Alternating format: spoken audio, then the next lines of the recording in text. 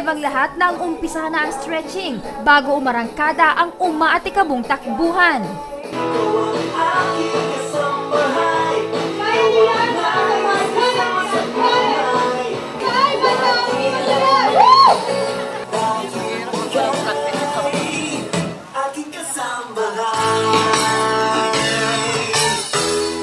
Kahit may kapansanan, hindi ito hadlang para magpaiwan at makiisa sa libo-libong participants gamit ang wheelchair. Kasama rin sina lolo at lola, tatay, nanay, mga bagets, pati mga chikiting. Nakatulong na sila sa proyektong isang araw lang takbo para sa libreng kolehiyo ni Kuya Daniel. Nagkaroon pa ng pagkakataon para magsama-sama ang buong pamilya. Masaya po kasi nagkabanding kami ng buong pamilya. At itong araw na ito, ngayon lang po kami nagkasama-sama lahat. Masayang-masaya po na nakasama po kami dito sa event na ito na isang araw lang takbo para sa libreng kolehiyo na kung saan nakatulong na po sa mga estudyanteng nais na makapag-aral at sa isang banda pa po ay banding na rin po para sa mga pamilya. May Kenyan national rin na nakitakbo at nag-uwi ng premyo. Because I have a talent of running, and then I like running, and then sometimes running is something like professional, just like the way you are doing your job. I find interest in website. I check in internet, I get. After I get, I call rest organizer. At hindi rin nagpahuli ang ating mga kasambahay sa UNTV. Bitin na bitin eh. Dapat talaga 22K na tinakbuhan ko eh. Ayoko na. Mahirap. Takbo na. Alam mo, tumatakbo ako hindi para makipagkompetisyon.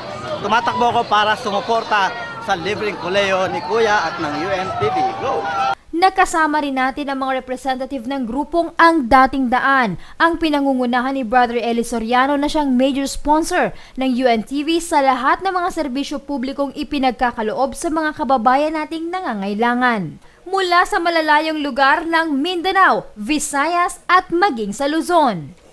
Kaya sa mga taga Mindanao ay palagi tayong sumuporta dito sa proyekto ng ating mga leader. At sa proyekto ng ating Kuya Daniel sa lahat ng mga bagay. Pati sa Bisaya, kaya nananawagan ako sa mga Bisaya, Waray-Waray, Cebuano, Ilonggo, Aklananon, Antiqueño at Samarinyo. Magtulong-tulong tayo para magkaroon din ganitong proyekto at makapaglunsad tayo dyan ng libreng edukasyon sa mga taong nagnanais na makapagtapos. Asahan natin kung magkakaroon pa ng ganitong gawain, ang mga kapatid natin sa Northern at Central Luzon ay tutugon muli sa ganitong panawagan alang-alang sa mabuting intensyon. Nakitakbo rin ang Director General ng Philippine Drug Enforcement Agency o PDEA at ang Philippine National Police Academy. At hindi magiging kompleto ang kasiyahan kung walang ating nag-iisang kuya na pinangunahan ang ceremonial run. Well, of course, kailangan mo talaga pagkatatakbo ka na ganyan, praktisado ka rin.